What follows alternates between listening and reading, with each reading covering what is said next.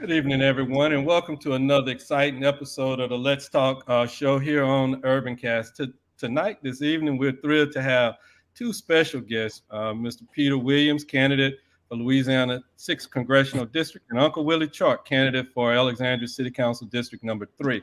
They're here to talk about an incredible opportunity for our community, the upcoming Zion Hill Church Family Candidate Forum happening on September the 30th, tomorrow. I think it starts at 5. This forum is going to give everybody a chance for everybody here in the community to meet candidates that have agreed to, participate in their forum, hear their platforms, and ask questions. That's one of the unique things that's going to happen over at Zion Hill. Is they're giving the public the opportunity to ask questions as well ahead of the November 5th election. We're going to dive into what this event means to our community and why you should make sure you guys don't miss it on tomorrow night. Again, Peter, Uncle Willie, we truly appreciate you guys joining us here this evening. And I would like for you guys to jump in and introduce yourself. And could each one of you tell us a little about your candidacy and why you feel this forum is important to the Alexandria Central Louisiana community? All right, who'll go first?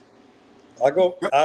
My name is Peter Williams, and Brother Jack, I'm glad to be on Urban Cast. I'm glad that you called me, and like I said earlier when I met you, I want to always be available for the people to listen, to show up, and I'm running because this is what we have been missing in our elected officials: accessibility, accountability, and truth. Truth with the platforms, truth with the issues, and I want to bring that to the table so I can establish some trust. I've ran for Commissioner of Agriculture in my last race. I've also ran for Congress before. And the reason I ran, Brother Jack and Uncle Willie, because we didn't have the candidates that was reflecting the needs of the people who were being left out. Primarily District 6, folks in Sin-Law, and across this state a whole. So that's why I ran. And I'm excited about the forum because I feel the format that they're introducing will be the first real time that the voters will be able to see, hear, and interact with the candidates that's running for this particular office. Uncle Willie? My name is Uncle Willie Chark, and I'm running for City Council District number 3. My mission is clear: to be the voice that represents the citizens of this great district, District 3. And not only District 3, but all of Alexandria. I thank Zion Hill for hosting this political forum, because it does give us an opportunity to stand before you, the citizens of this community.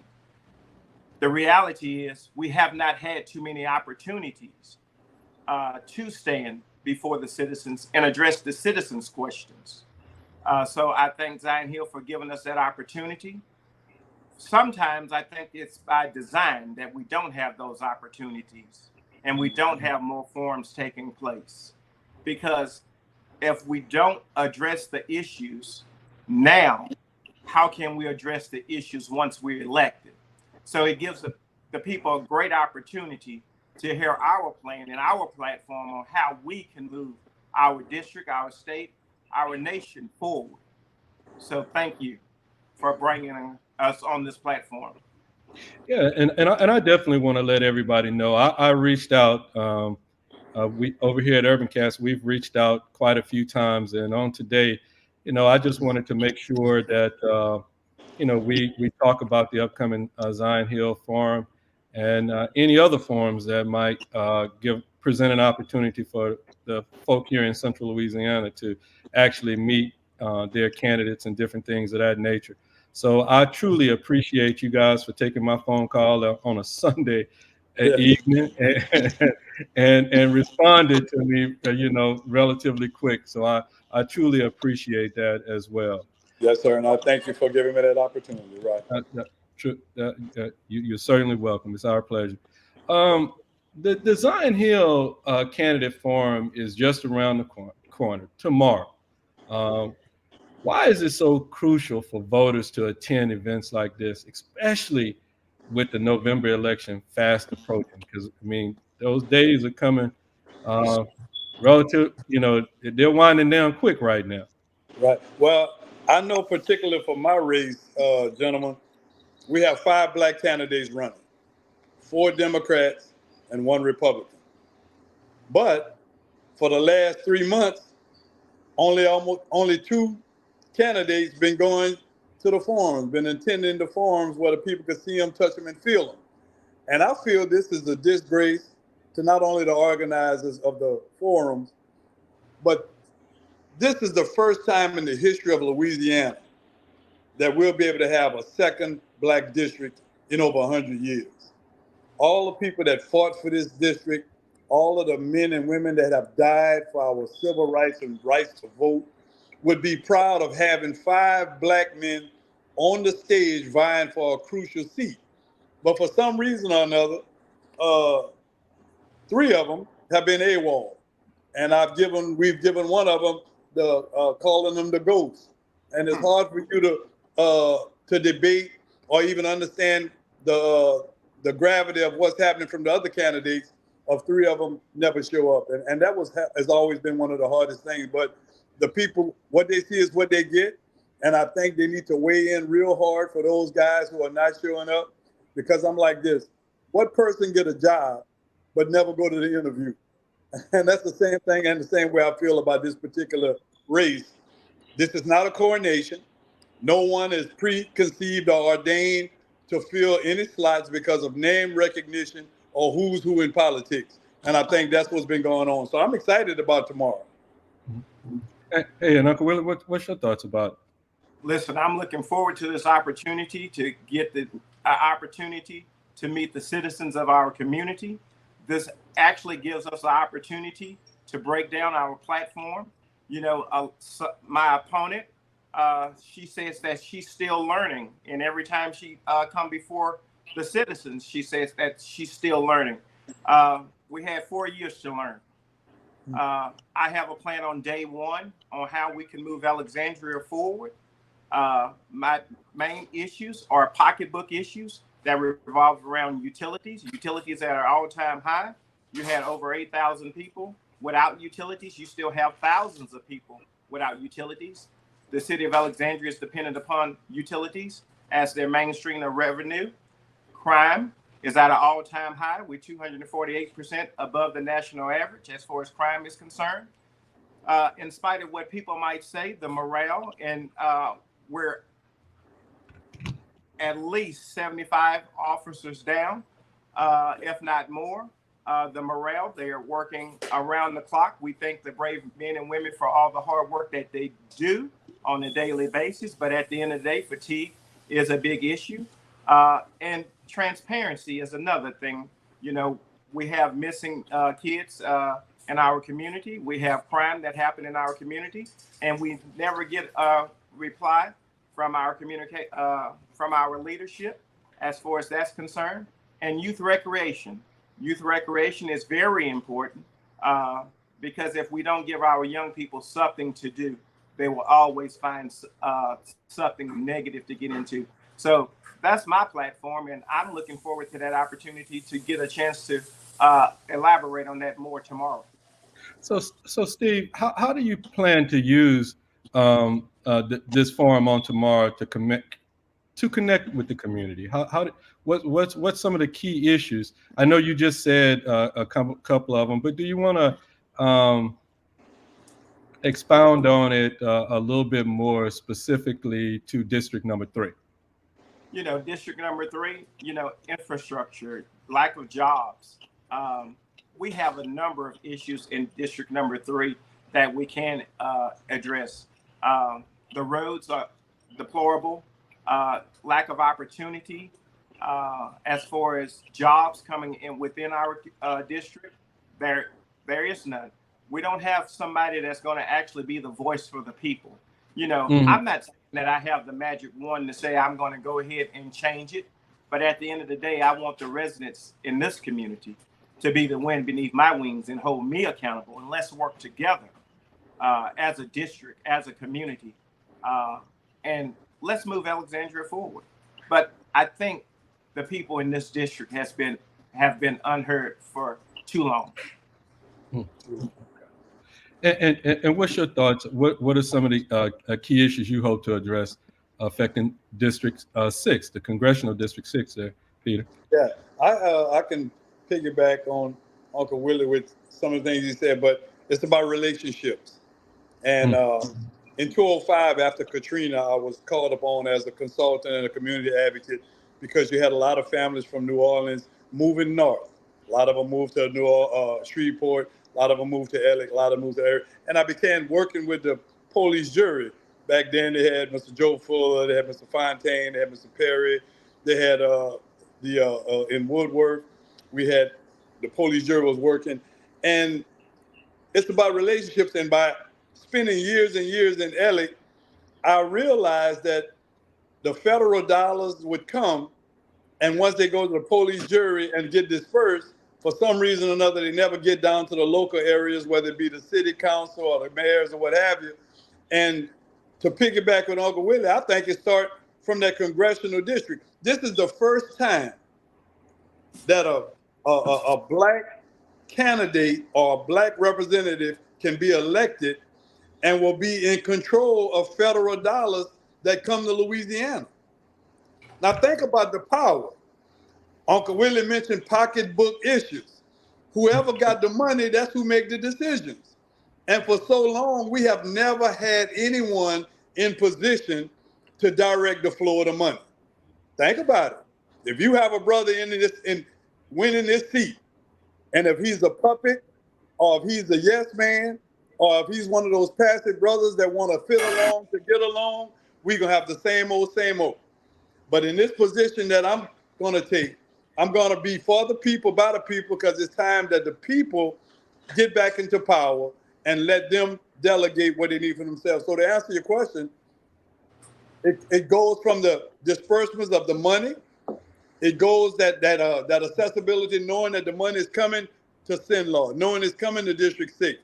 A great opportunity now for Alexandria is that they are in a district now with rural parishes. So that means they are eligible for USDA funding that they wasn't eligible for before. But who is going to cross that line or even introduce them to the housing money, the energy money to help alleviate the high utility bills, the first-time home buyers programs, instead of building these rental properties, letting them use their Section 8 funding for real housing. So Uncle Willie, there's a whole lot of federal programs that are out there that Alexandria would be eligible for just because of this new alignment. So instead of being something bad, it could be a blessing if the right candidate is in office. You know, at the end of the day, Mr. Peter, it's designed because those HUD dollars that you speak of, we have revitalization programs such as energy efficient grants and stuff put on by the USDA, but those things are not actually broadcast to the masses. We're using antiquated media to try to get the word out, and then we're saying that we're putting this thing out for the residents that are in some of these houses that need insulation and much needed repairs. But at the same time, they don't know these programs exist. So it's designed for them not to know that these programs exist so they can continue to have high utilities. Right. I was appalled when I realized weatherization, the light heat. Right now, USDA have $25,000 rehab grants, not loans, but grants for homeowners 65 and over. That's been on the books for 20 years, right here in Sinlaw. Okay, you talking about $25,000? You know what that'll do for repairing and installation and flooring and ADA handicap accessibility things? They're also having renewable energy, helping with solar panels and things that they could set up and put in these neighborhoods where we have these blighted properties. You could tear those properties down, put some satellite solar panels, and offset the cost of these utilities. So it's a lot of innovative things are going on in cities all around this country. But if you have, like you say, antiquated thought process, okay, think about it. If your leadership is still in the dinosaur world, where will the people be? So I want to bring the innovativeness. I want to meet, just like with Uncle Willie, when you get elected, I want to be able to let the city councils know, let's get us the master plan. of what you need for District 3. Let's give it the police jury who is in charge of you in District 3, and let everybody be on the same page when we start going to get allocations for whatever programs we need from Washington, D.C. And I think that's the best way to tackle this from starting off, because nobody have a track record. None of the candidates in District 6 can say they want to go on building what they started. One candidate said he want to go finish what he started in Washington 30 years ago. Well, who going to keep something on the table for you for 30 years? That's ludicrous even making that statement. So I'm excited about it, and it's going to be collaboration, but it's going to take that leadership from the top down instead of us trying to work from the bottom up. Many voters in the community feel disconnected from the political process, or may not even attend this upcoming forum. What message would you share with those on the fence about participating, and how can they benefit from attending the forum? At least, either attending it, watching it online, coming up to speed some kind of way. What would you have to say about that, Peter? They owe it to themselves. They owe it to their family. They owe it to their children. This is one of the most crucial elections that's probably going to be in our lifetime. And I know they might have said it before and heard it before. This opportunity was never afforded Black folks in Central Louisiana, white folks in Central Louisiana, Democrat, Republican. This district was drawn because it needed to be drawn. A lot of folks who don't like it have to live with it. So for the next 2 years, we either going to have the right candidate in office and benefit, or the wrong candidate in office who is already selected by a certain group of people who are going to have things status quo. And then 2 years from now or 4 years from now, Uncle Willie, we'll be having the same discussion saying shoulda, coulda, woulda, but didn't. And that's why everybody should go out, go to the forum, get online, look at UrbanCast, find out what's going on to make a sound decision for themselves. Because I'm like this, if you don't vote, you can't complain. If you vote and bring your power, at least you could have a good conscience and say, I voted, it just so happened we fell short. But don't fall short before you even give yourself a chance. Steve, and that's how I feel about it. What's your thoughts about that, Uncle Will? My biggest thing is this. The reality is talking with the citizens of our community, both Black and white. When we talk about the local races, as far as city council and police jury, and even the 6th Congressional District, they really don't know an election is taking place. So somebody haven't done a good job on getting the word out. People think that it's just the presidential election that they're voting on. It's more than that. Charity begins at home and then it's spread abroad. So we have to address the local issues first before we can address the things in Washington. So my biggest thing is this. Please come out. Please make sure that you get informed. Please make sure that you register to vote, because here in Rapides Parish, they had that thing where they purge. It's not necessarily a purge, but it's a lot of voters that became inactive to vote. And that within itself is a problem, because people are not talking about that. The deadline to register to vote is October the 5th in person and October 15th. So we don't want you to wait till the last minute to say, am I registered to vote? I voted in the past. I voted the last 2 elections, but now my name is not there on the roster to vote again. So come out to the forum, download the Go Vote app, put your information in there, and make sure that you register to vote, for one. For two, make sure that you participate in every forum, because you owe it to yourself. A closed mouth don't get fed, and a squeaky wheel will not get the oil if you don't do something about it. Uncle Willie, you've spoken about the challenges in District 3 earlier, including public safety, crime, community engagement. How will this forum, and talk in terms of this forum, help address that particular issue? To help. You have to have a candidate that has a plan. I have a plan on day one. As far as youth recreation is concerned, we need to make sure that we open youth recreational facilities immediately. Those facilities have been closed in spite of what leadership might say. Those facilities have been closed for years. Wow. We staff them on a daily basis, but we have no programs for our youth running out of those facilities. They have a mobile rec unit that goes around every once in a while during the summertime, but we have to have robust after school and tutorial programs for our youth. We need to start a youth cadet program.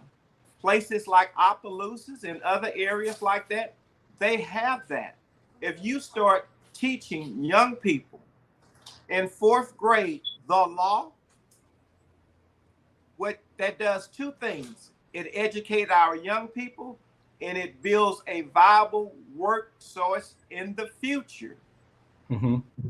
Our police department does not look like the people that it represents. That's the reality of it. Right. So, go ahead, Jack. No. I was just, I was trying to moving us on so we can. Gotcha. All right. But I'm ready. Go ahead. You have the opportunity to talk to me one-on-one. Hopefully, to give you opportunity to ask questions in the public. I'm ready.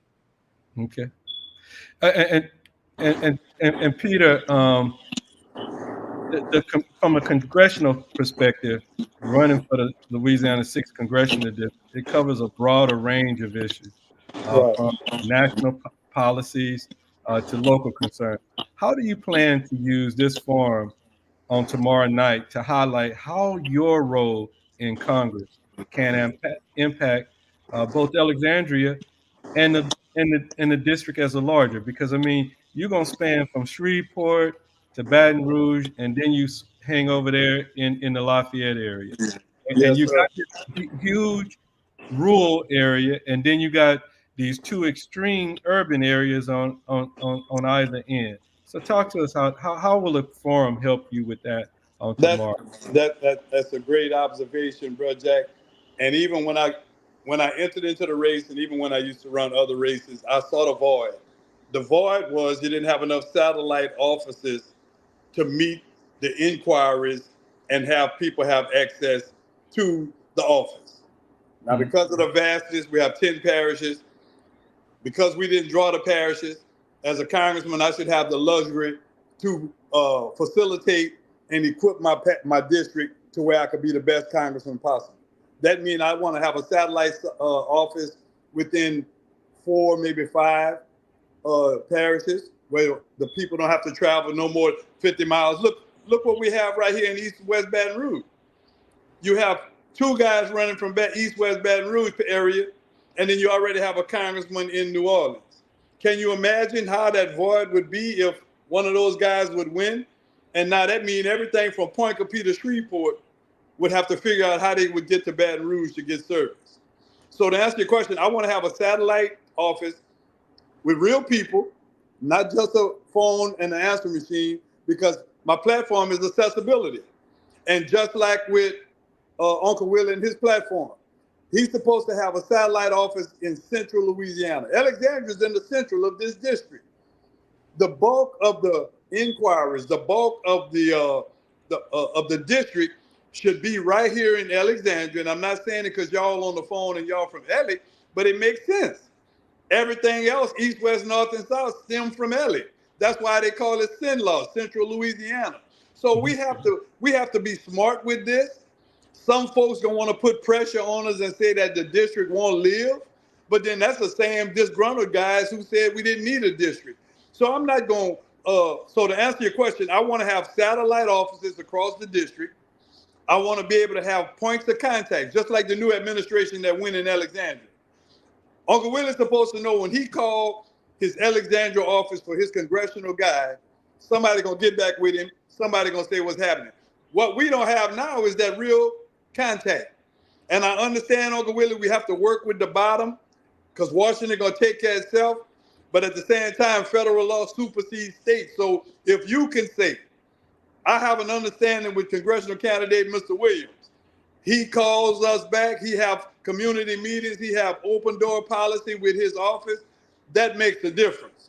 And I done saw time and time again when veterans, people that didn't had a problem with SSI, people had a problem with VA loans or whatever, when they made a call into that congressional office, and that congressional office made a call to whatever governmental entity that was causing the problem, within a matter of days, that problem was resolved. So that makes the difference of who you have. But now we have nobody to call, black, white, or indifferent. Think about it. For 50 years, Republicans held his seat. Nobody who we can call. And that's why it's so critical to let those state reps and those senators in Louisiana know, the black ones know, that we're not going to just give you a congressional seat.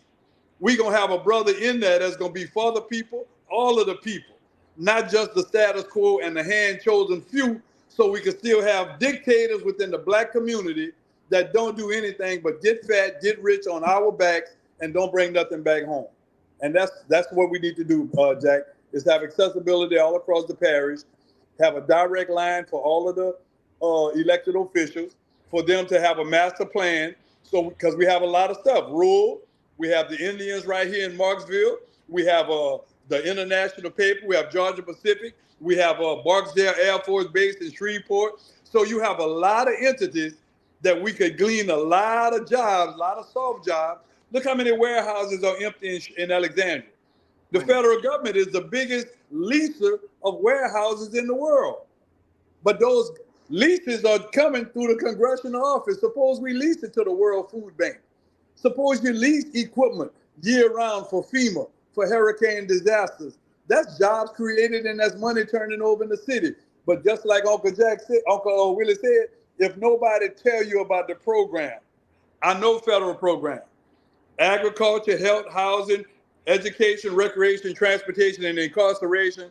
I've fought on those things for 40 years. I know the program, I know the systems, I know how to connect the dots. But the problem, Brother Jack and Uncle Willie, when I start talking like this in the meetings, they can mute my mic. But guess what? I'm pulling a Verizon on them now. They didn't want to hear me before, but for the next 40 days, I got the mic, and I'm going to ask them a question. Do you hear me now? Do you hear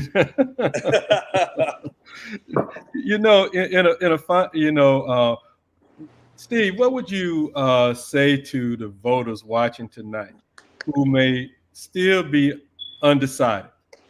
How can this forum help them make an informed decision about who is best to represent them in District 3? Well, this is what I would say. And Peter, I'm going to ask you that same question, and we're going to no problem. All right. Yes, mm-hmm. Sorry about that. We have to foster trust, accountability, and engage the community. The current council person have not did either of those things. Anytime you say, I voted on legislation and I didn't understand it or I didn't read it, they did a disservice to our people.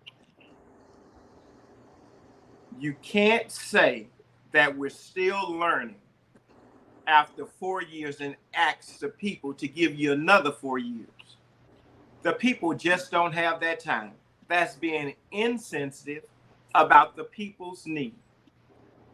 At the end of the day, the people in this community work hard for what they have.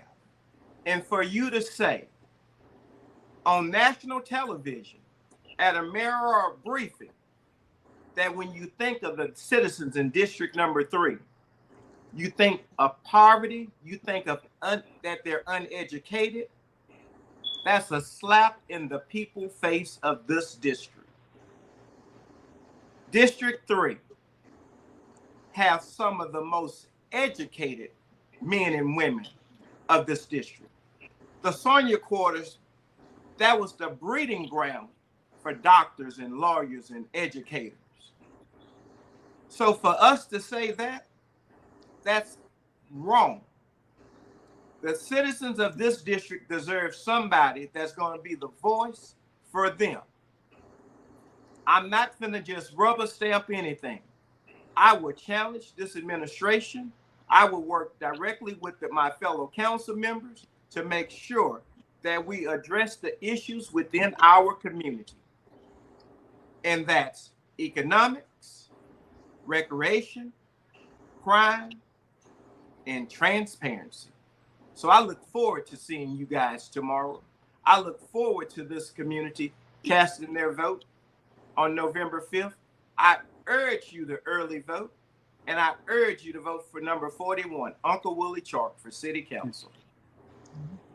And what would you say there, Mr. Williams?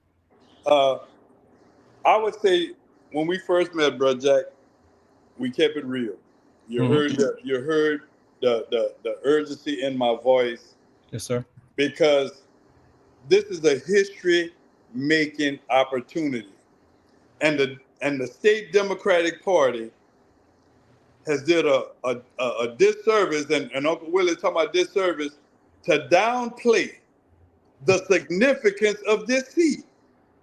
We're even finding ourselves, I know I am as a candidate, because I'm putting heat on the endorsed candidate, of them trying to subvert the process, trying to intimidate folks who have yard signs for other than their own chosen candidate.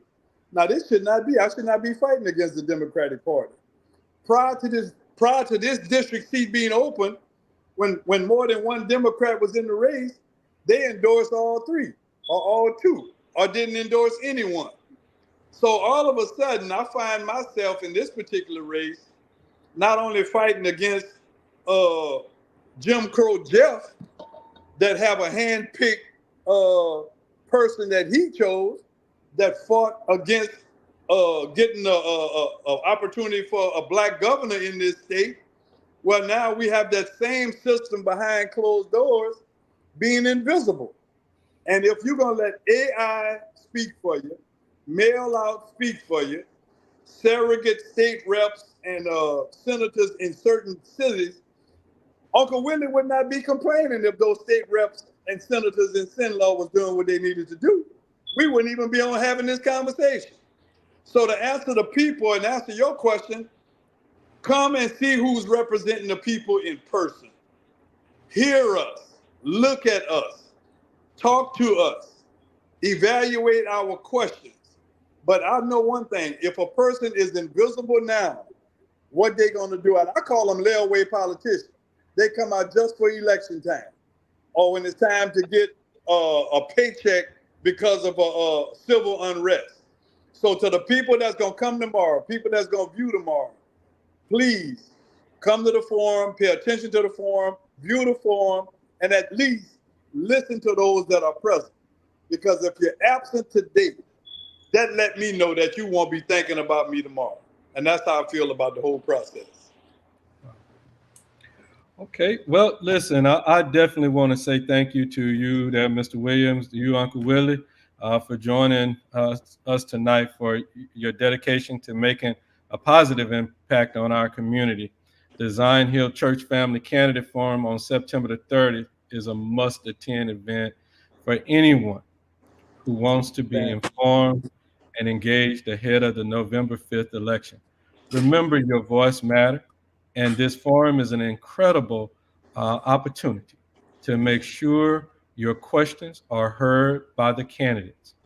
Before we go, I want to remind everyone that Election Day is just around the corner on November 5th. So be sure to register. Make sure that your information is updated, and double check it. You can get online and go to the Go Vote app, or you can go give the call to the Rapides Registrar Voter if you're here in Rapides, or whichever parish that you're in. We also want to take this moment to thank our incredible sponsors: Math Makes Sense, National Auto and Tires, Sadler's Towing, Long's Products, and Peter Williams Campaign for Congress for supporting Urban Cat and helping us to continue to bring conversations that matter. And again, guys, I definitely want to say again a personal thank you, because I know I just called y'all just a little bit ago, and y'all were able to stay in your little outhouse over there, Peter There Williams. you go. And Peter and Steve stopped cooking his cabbage to talk to Jack today. That's good. Hey, that's dedication, you know. That is, I appreciate that as well. And Yes, I want to send a special thank you to our viewers that are out there for tuning in. Stay engaged, stay informed, and we'll see y'all on tomorrow night. If you guys can hang in there, I'm gonna go ahead and end this stream. All right. Thank you. Mm-hmm.